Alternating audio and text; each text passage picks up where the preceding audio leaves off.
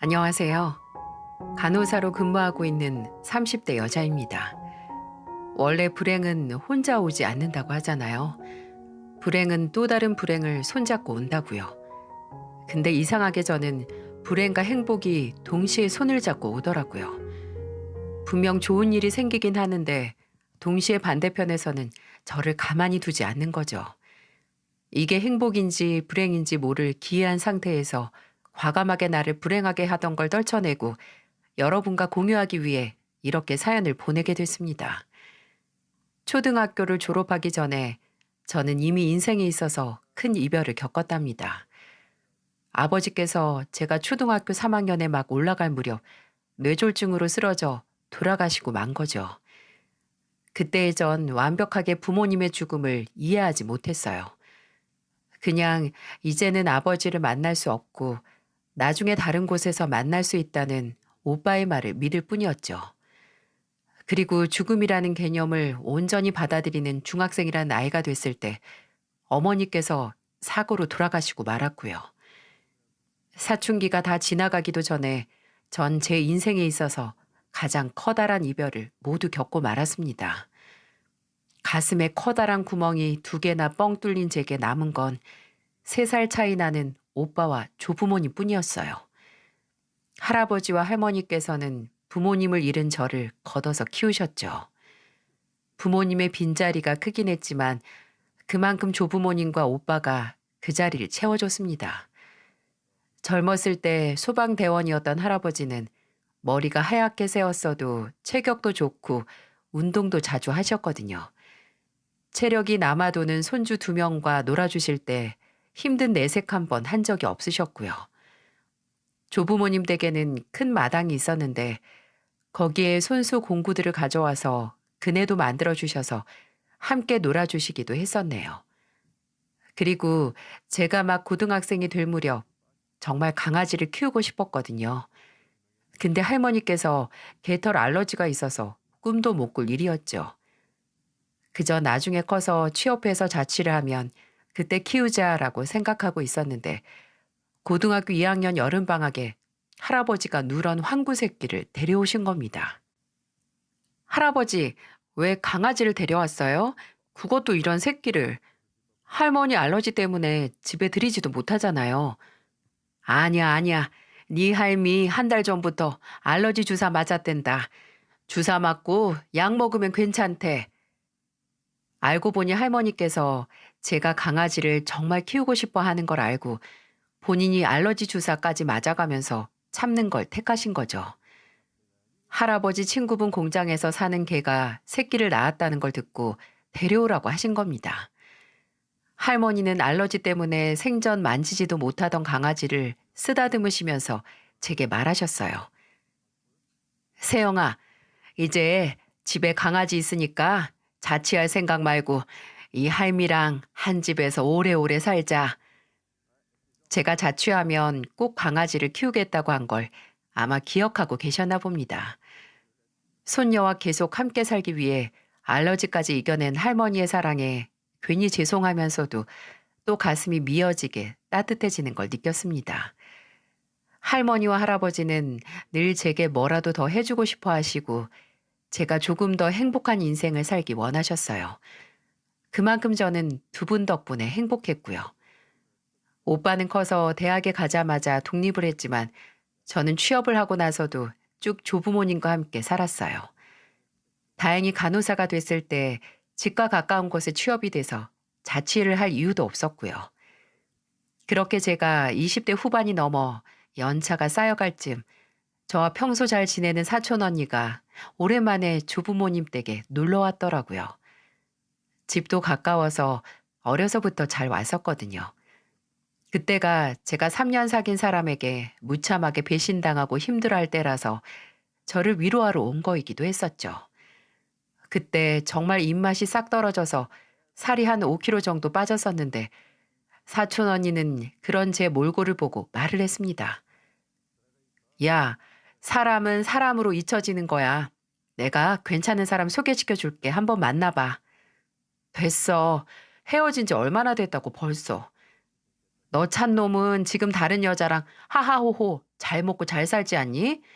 헤어지고 사람 만나는데 적당한 때가 어디 있고 도의가 어디 있어. 그냥 기회가 오면 만나는 거지. 나 일하는 회사에 진짜 괜찮은 후임이 있는데 너랑 나이 차이도 별로 안 나. 일도 잘해서 예쁨도 많이 받고 싹싹해. 말은 또 얼마나 예쁘게 하는지 우리 팀 여자 사원들의 귀염둥이다 진짜. 글쎄 그 귀염둥이를 소개시켜 준다고 하길래 처음에는 거절을 했는데 또 뭐 어때 하는 생각이 들기도 하더군요. 사촌 언니의 말대로 기분 전환 겸 누군가를 만나면 좋지 않을까 했거든요. 저는 못 이기는 척 언니가 주선한 소개 자리에 나갔고 지금의 남편을 만나게 됐습니다. 남편은 첫 만남부터 진짜 뭐라 해야 할까 헤어지고 싶지 않은 사람이었어요. 간호사로 오래 일하다 보니까 스트레스도 받고 긴장인 상태가 많았거든요. 근데 같이 있으면 그런 저를 아주 편하게 해주고 마치 힐링을 시켜주는 사람이었어요. 사촌 언니의 말대로 말을 정말 예쁘게 잘했는데 그게 새치혀가 아니라 정말 진심으로 하는 말이라는 게 느껴진다고 할까요? 간호사로 일하면 진짜 너무 힘들죠. 좋아하는 웹툰 중에 간호사들의 고충을 그린 게 있는데 그거 보면 정말 엄두가 안 날 정도로 고생하더라고요. 아, 그거 뭔지 알 것 같아요. 저도 봐요. 근데 상혁 씨, 그게 진짜 겪는 거에 반의 반도 안 돼요. 아이고, 오늘 세영 씨 진짜 맛있는 거 사드려야겠다. 다 잊을 수 있게. 세영 씨 달달한 거 좋아하세요? 말도 잘 들어주고 공감도 잘하고 또 딱 제가 원했던 말을 맞춰서 대답하는데 와, 정말 나한테 딱 알맞은 사람이라는 걸 느낄 수가 있었어요. 남편과 연애를 시작하면서 정말 제가 남편의 진짜 모습을 알 수 있었던 건 바로 저희 할아버지의 장례식에서였는데요. 할아버지께서 갑작스러운 심장마비로 돌아가시게 됐고 저는 또 다른 이별을 겪어야만 했죠. 남편은 할아버지의 사망 선고가 내려진 병원에서부터 발인까지 잠도 안 자고 제 옆을 지켰습니다. 제가 오빠와 손님을 맞이하고 장례 절차로 정신이 없을 때 할머니를 챙긴 게 바로 제 남편이었어요. 오빠는 장례식장 측에서 잠깐 불러서 자리를 비우고 저는 조문객에게 인사를 하고 음식을 나르느라 바빴거든요. 그러다가 번뜩 할머니가 어디 계시지 싶은 거예요. 할아버지 영정 사진 앞에 앉아 계셨는데 어디 가신 거지 하고 다급하게 할머니를 찾는데 장례식장 밖에 있는 의자에 할머니께서 남편의 어깨에 얼굴을 기대고 주무시고 계셨어요. 주무시는 할머니 옆을 묵묵하게 지키는 남편을 보고 정말 저런 사람이라면 믿고 의지할 만하다는 걸 알았죠. 내가 먼저 도움을 요청하지 않아도 남편은 언제나 먼저 그 자리에서 묵묵하게 먼저 저를 돕고 있었어요.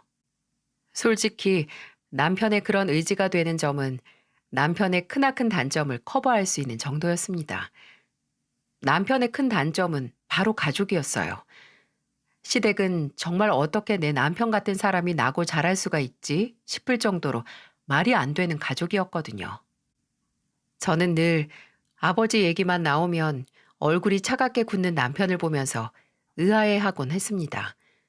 예전에 한번 저희 부모님 얘기를 했는데 이때 시아버지에 대한 남편의 증오를 알 수 있었어요. 나는 매일 시간이 갈수록 우리 부모님 얼굴 까먹을까봐 좀 무섭다. 원래 돌아가신 분 얼굴이나 냄새, 말투 같은 건 몇 년이 지나면 조금 흐릿해지잖아.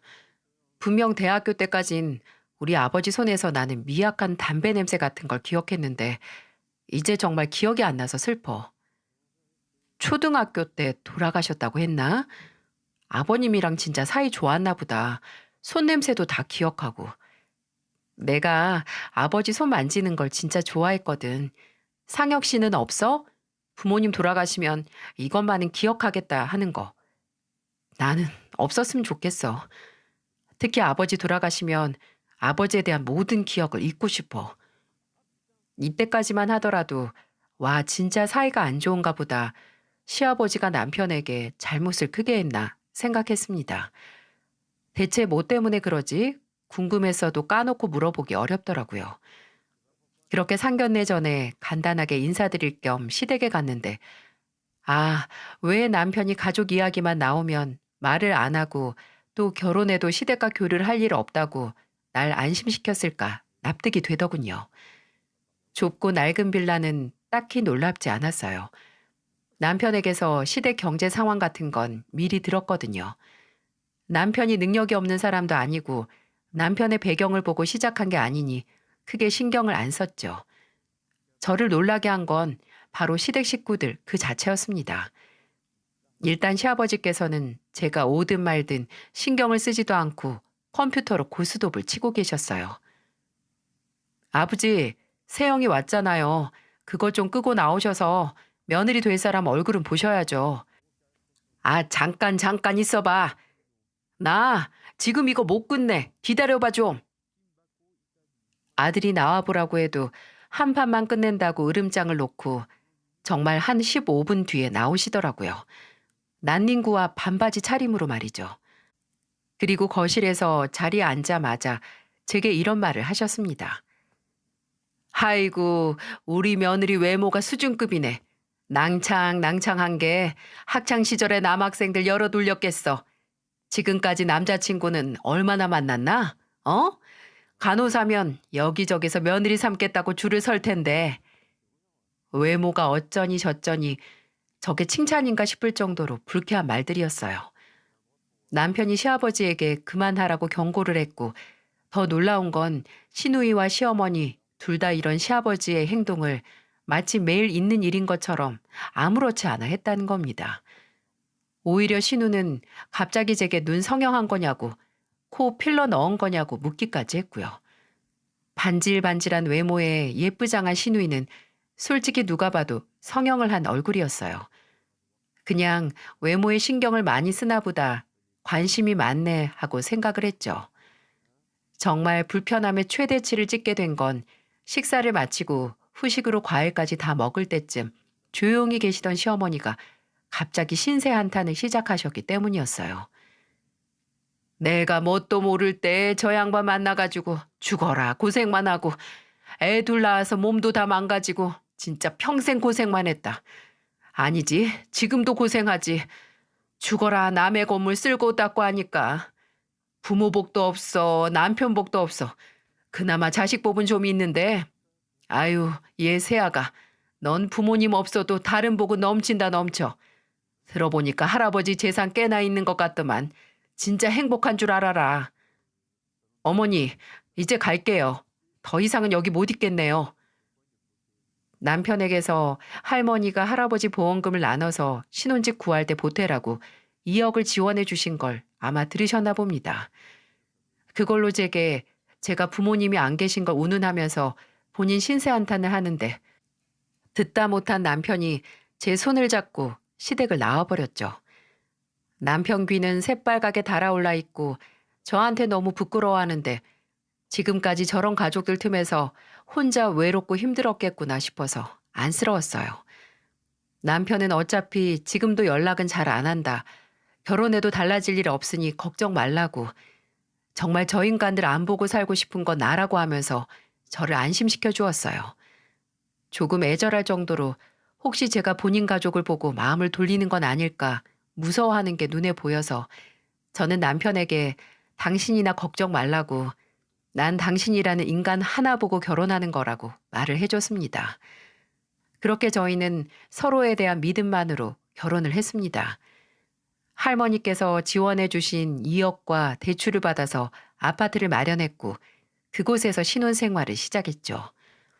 남편은 집을 구할 때 딱 하나 원하는 게 있었는데 바로 시댁에서 먼 곳이었어요. 그냥 저희 할머니가 사는 동네에서 가까운 곳에서 살자고 하더라고요. 남편의 바람대로 결혼 후에도 딱히 시댁과 연락을 자주 하지 않았습니다. 종종 남편이 한껏 화가 난 목소리로 시부모님이나 시누이와 통화하는 소리가 들리긴 했는데 그 불똥이 제게 튀진 않았어요. 한 번은 제가 걱정이 돼서 무슨 일이냐고 물어도 남편은 별일 아니다. 당신한테 피해 안 가게 할게 라고 하더군요. 조금은 나한테 기대고 의논을 해도 좋을 텐데 남편은 철저하게 시댁 일은 본인 스스로 해결하려고 했죠. 솔직히 조금 창피한 적은 있었어요. 제가 정말 명절 같은 날 시댁에 가면 그 동네 주민들께서 저를 알아보시더라고요. 저라는 사람 자체를 알아보는 게 아니라 박바람네 며느리라고 알고 계시더라고요. 처음에는 그게 도대체 무슨 소리인지 알아듣지도 못했어요. 저를 말하는 건지도 몰랐고요. 제가 시댁에서 나오는 걸 본 같은 빌라 주민이 알려줘서 알았죠. 나이가 지긋한 아주머님이 제가 시댁에서 잠깐 전화 받기 위해 나오는 걸 보고 말을 걸어 오시더라고요. 어머, 옆집 새댁인가 보네. 박바람 양반 며느리. 네? 아, 네. 근데 박바람이 누구예요? 아유, 내 정신 좀 봐. 며느리 앞에서 못하는 말이 없네. 아니, 나쁜 건 아니고 그쪽 시아버지가 동네에서 유명 인사라서 그래. 이렇게 말하고는 그냥 빌라 안으로 들어가시는 거예요. 나쁜 건 아니라는데 저를 보는 눈빛이나 말하는 투가 아무래도 좋지는 않았거든요. 그리고 바람이라니 이건 딱 여자가 관련된 일이라는 걸 알았죠.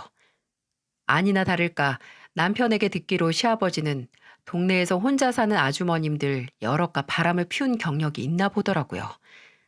예전에 한번 미용실을 하는 아주머님과 간도 크게 동네에서 팔짱 끼고 돌아다니다가 시어머니에게 딱 걸렸다고 하더군요.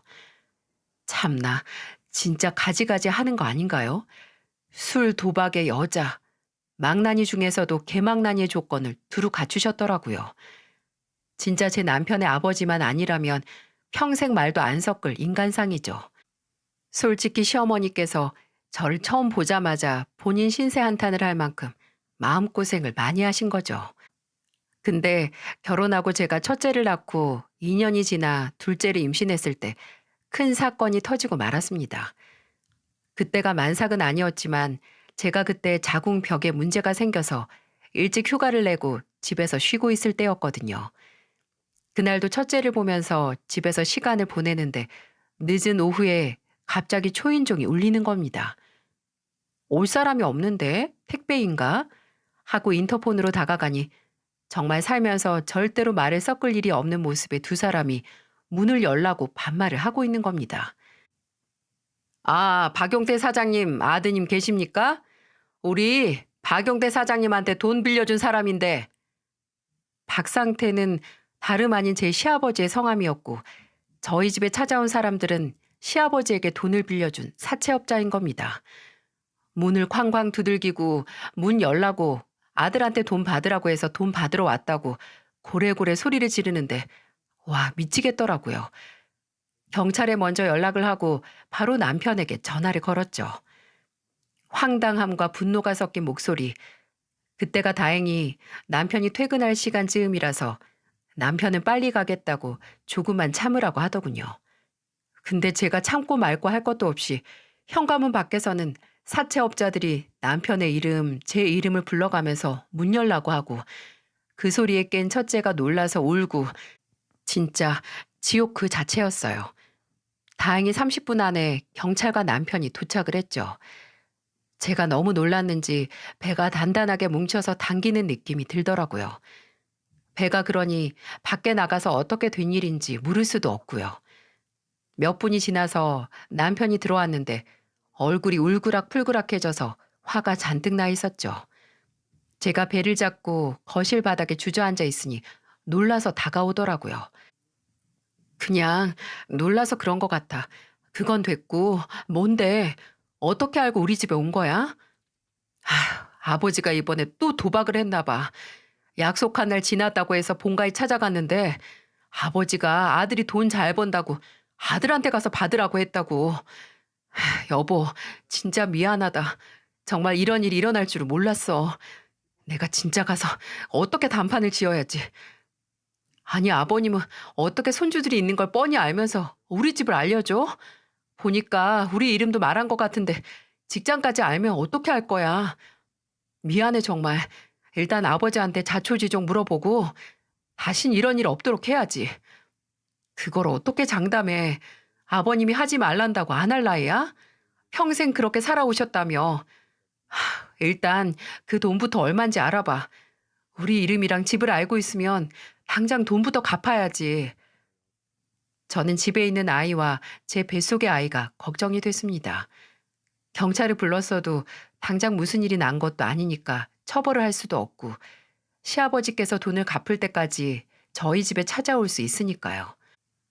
남편은 본가로 가서 시아버지에게 화를 낼 겨를도 없이 원금이랑 이자가 대체 얼마냐고 물었고 500만 원 정도를 빌려드려 빚을 갚을 수 있었어요. 남편은 더 이상 이런 일 없도록 하라고 다음에 또 이런 일 있으면 절대로 안 도와줄 거라고 아버지까지 개인정보 유포로 경찰에 신고할 거라고 엄포를 놓고 왔다고 하네요. 그래도 급한 불은 껐으니 더 이상 문제될 게 없겠지 했는데 이건 그저 암흑 같은 종말의 시작이었어요. 돈 문제를 한번 해결하고 나니 물꼬가 트였다고 생각을 했는지 스멀스멀 시댁 식구들이 연락을 해오기 시작했어요. 시누이는 무슨 바디 프로필? 운동하고 다이어트해서 몸을 만든 다음에 프로필 사진을 찍는 그걸 하고 싶다고 남편에게 연락을 해서 돈을 빌려달라고 하고 시어머니는 개를 시작하고 싶은데 쌈짓돈이 없다고 빌려달라고 제게 연락을 하고 또 시아버지가 갑자기 집을 나갔다고 새벽에 울며 불며 시어머니한테 전화가 오고 집 나간 것도 아니었어요. 어디 콜라텍인지 어딘지 가서 밤새 흥청망청 놀다가 연락이 끊겼던 거죠. 참 여러 가지로 사람을 못 살게 만들었습니다.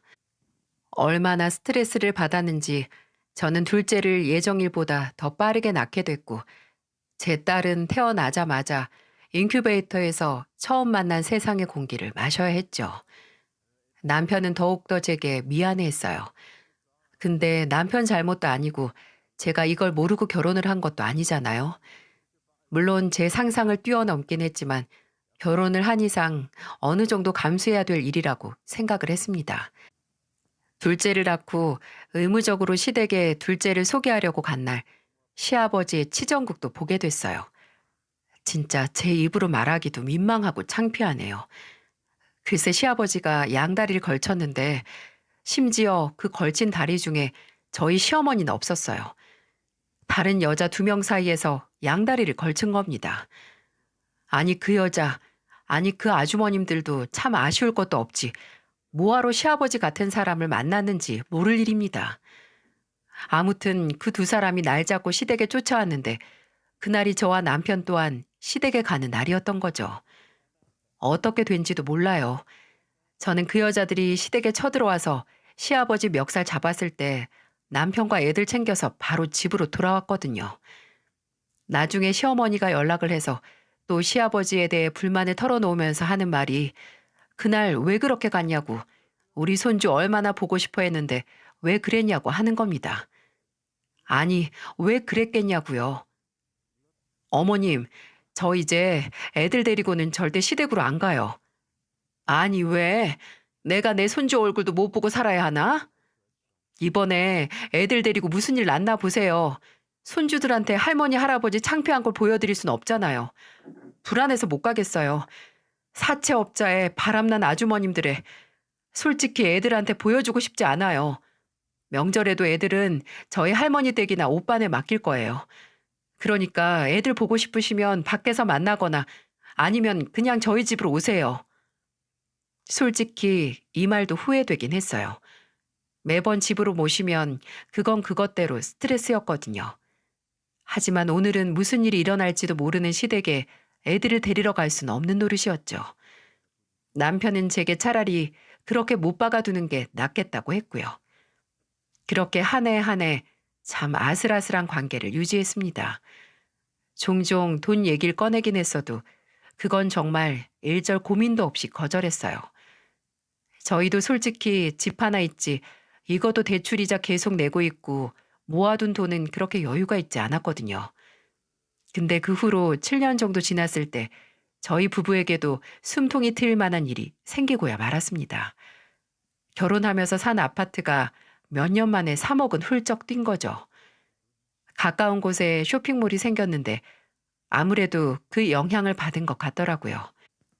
애 둘을 키우면서 저랑 남편의 월급으로 그저 아끼면서 애들한테만 쓰면서 살아야겠다고 생각했는데 참 이런 일도 생기더군요.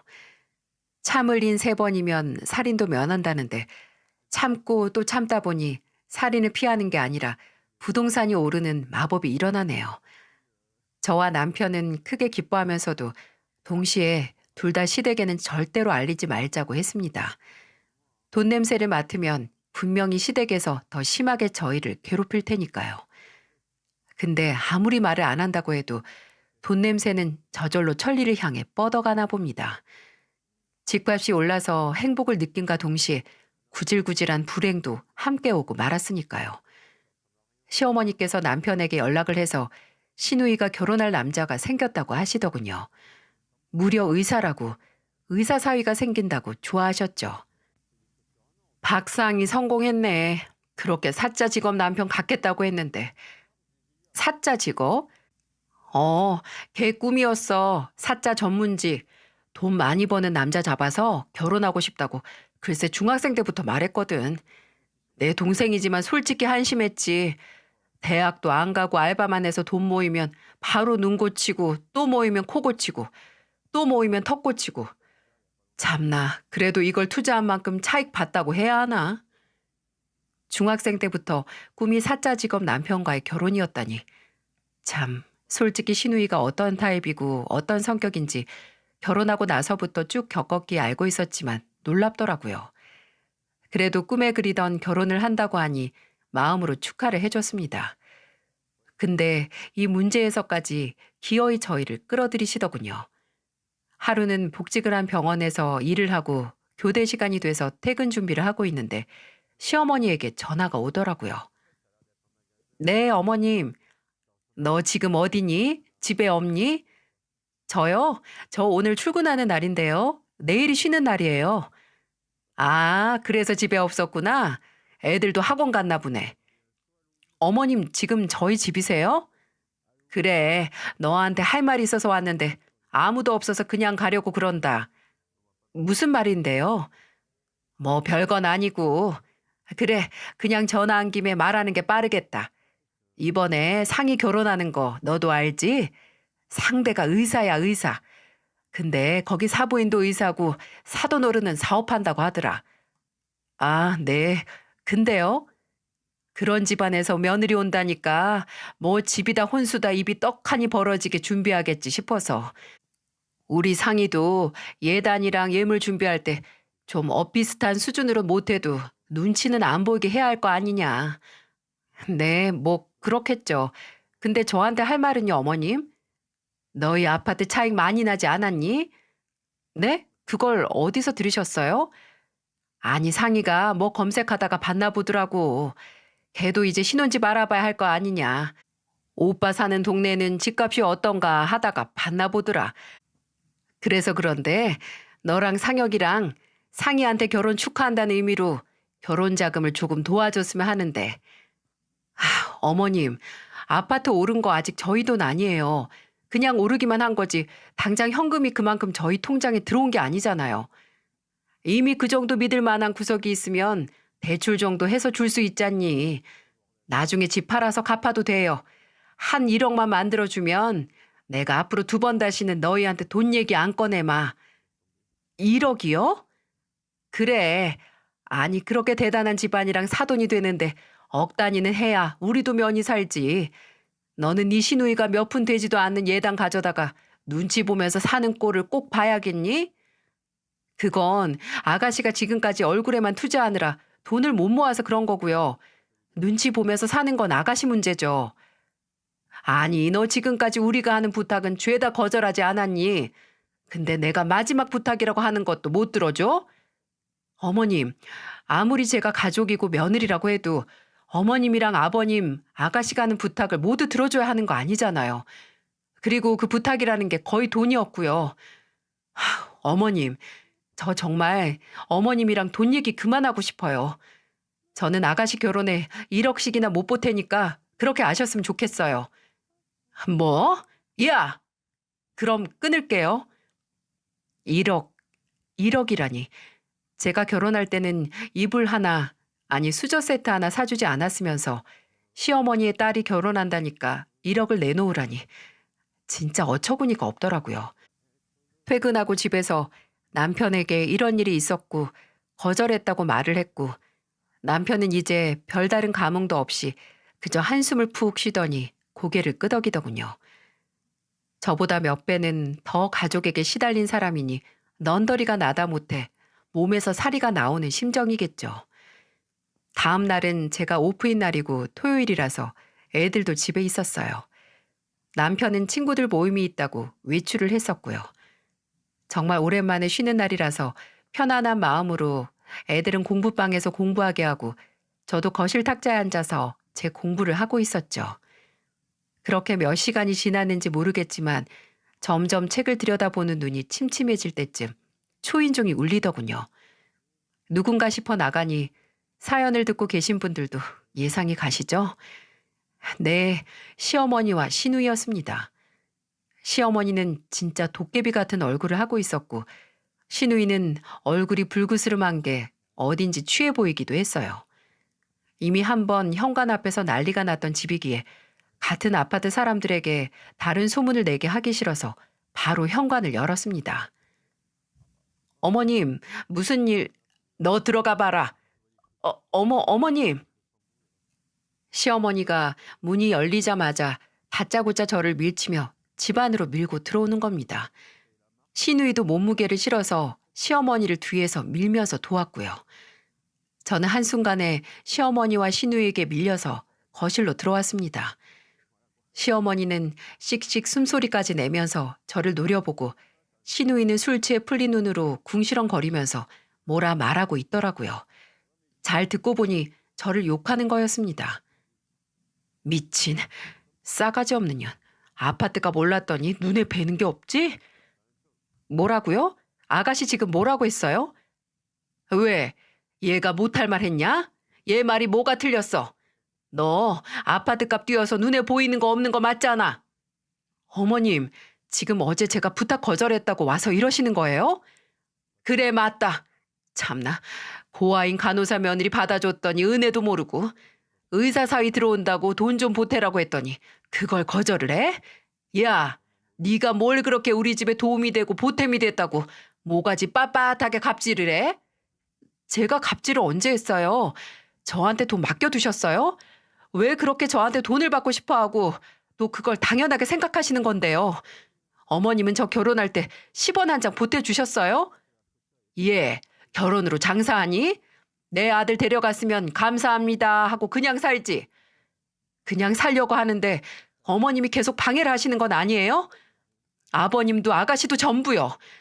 지금 결혼으로 장사하시는 거 어머님이세요. 딸 1억으로 포장해서 의사 사위랑 그 대단한 집안에 콩고물 바라고 장사하시는 게 아니면 뭐예요? 애들 지금 방에서 공부하고 있어요. 목소리 좀 줄이세요.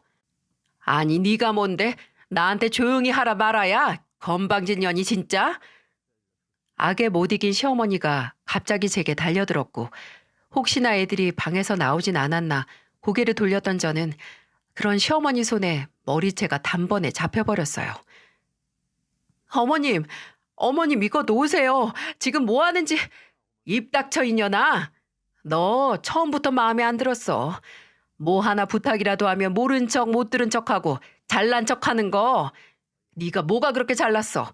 뭐가 잘나서 내 딸 결혼하는데 그 돈 하나 안 주고 사람을 무시해? 엄마 잘한다. 쥐어 뜯어. 다 뜯어버려. 우리 집안 무시하는 너같이 건방진 년은 좀 당해봐야 돼. 한번 메타작을 해야 두 손이 개발이 되게 빌지. 시어머니는 제 머리를 뜯고 등을 때리면서 온갖 저주의 말을 늘어놓았고 시누이도 옆에서 합세해서 제 머리를 치더라고요. 두 명이 한꺼번에 덤비니 정말 당해낼 재간이 없더군요. 저는 몸을 한껏 구부린 채 몸을 피하려고 비틀거렸죠.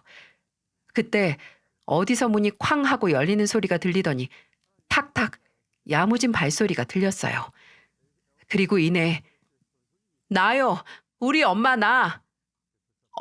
어머 이게 뭐야? 정우 너 그만 안 해? 너 뭐로 할미를 때리는 게야?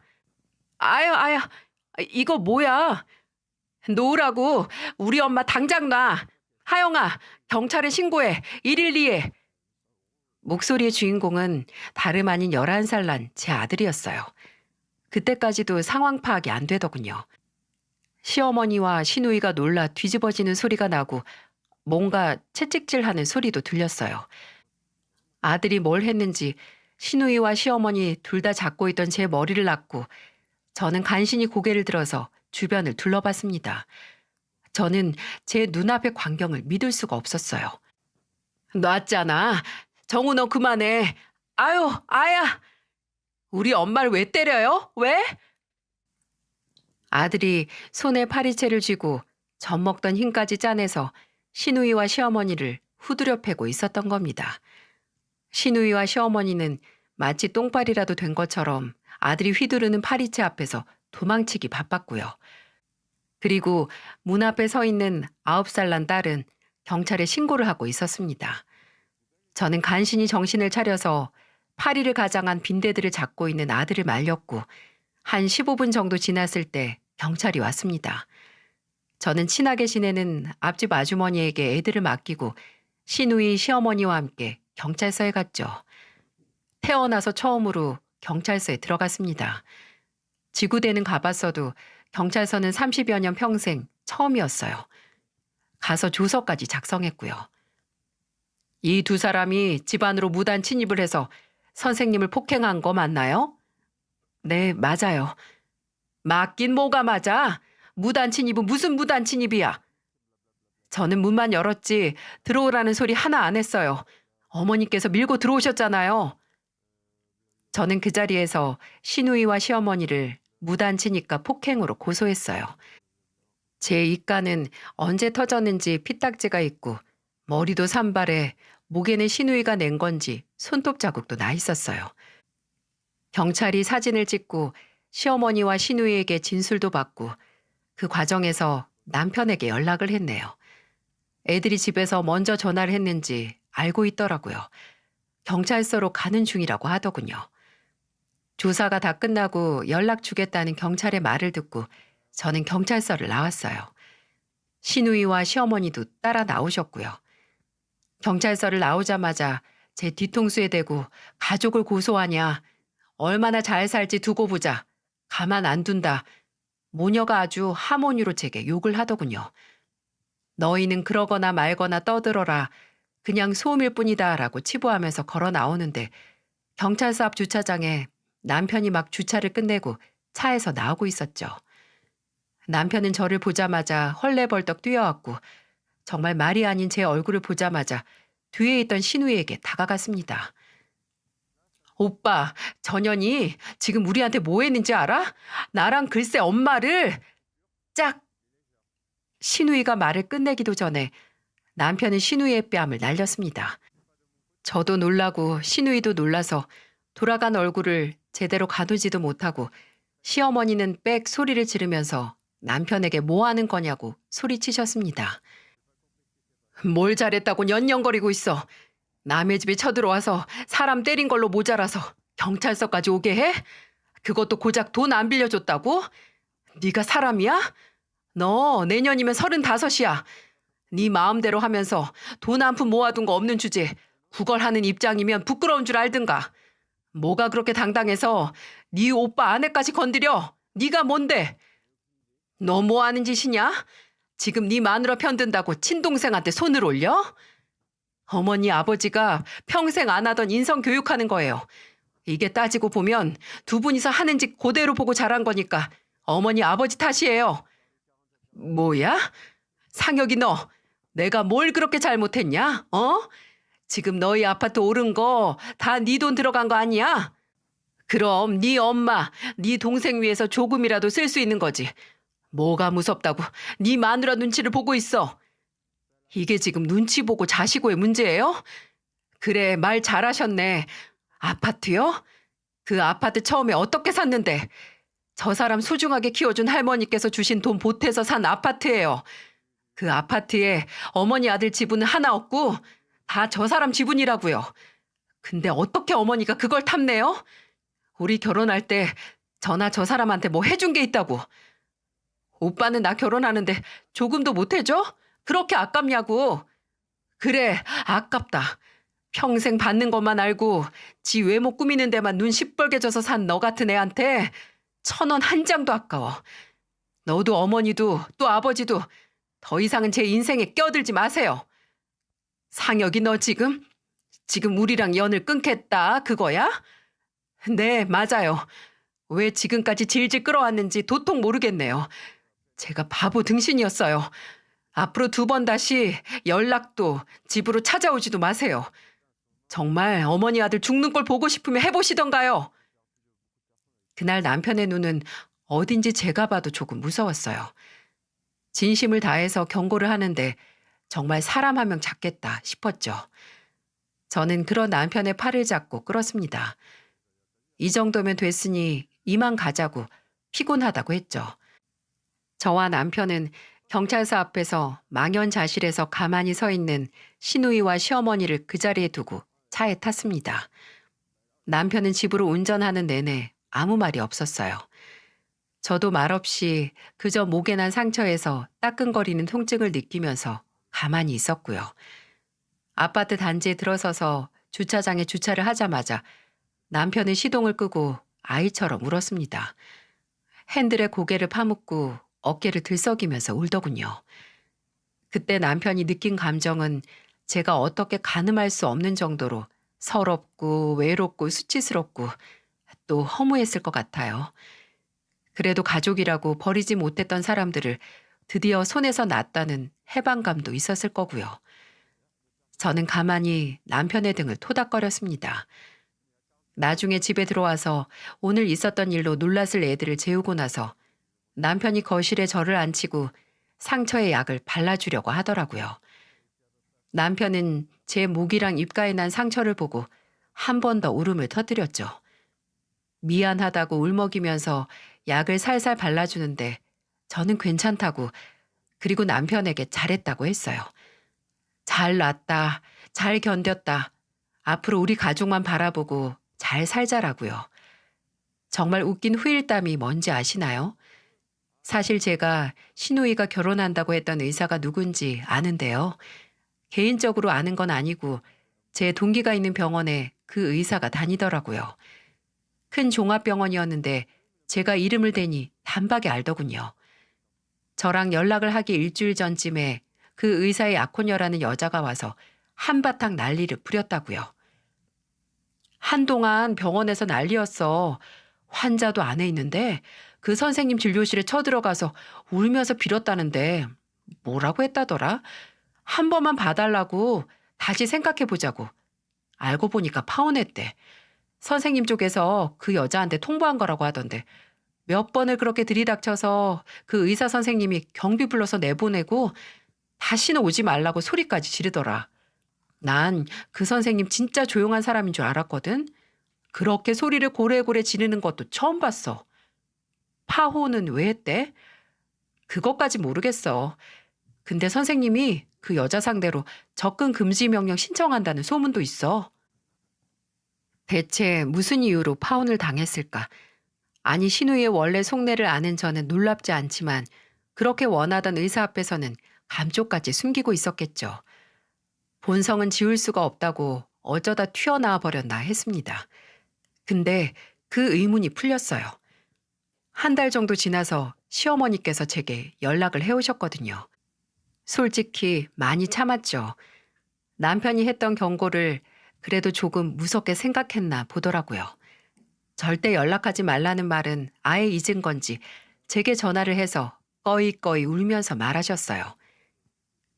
예세영아, 고소 좀 취하해 주렴. 아니, 난 괜찮아도 상희한테 한 고소 좀 취하해 주라. 지금 그것 때문에 파혼당해서 애가 사람 꼴이 아니야. 그래도 고소 취하되면 다시 시작할 수 있을지도 모르니까. 아니요, 시작 못할걸요. 아가씨가 파혼당하고 병원까지 찾아가서 난리 부리는 바람에 그 의사라는 사람도 아가씨 본성 다 알았을 거예요. 그러게, 그렇게 후회할 거면 남의 집에 와서 머리채 잡지 말았어야죠. 그렇게 전화를 끊고 나서 시어머니의 번호를 차단했어요.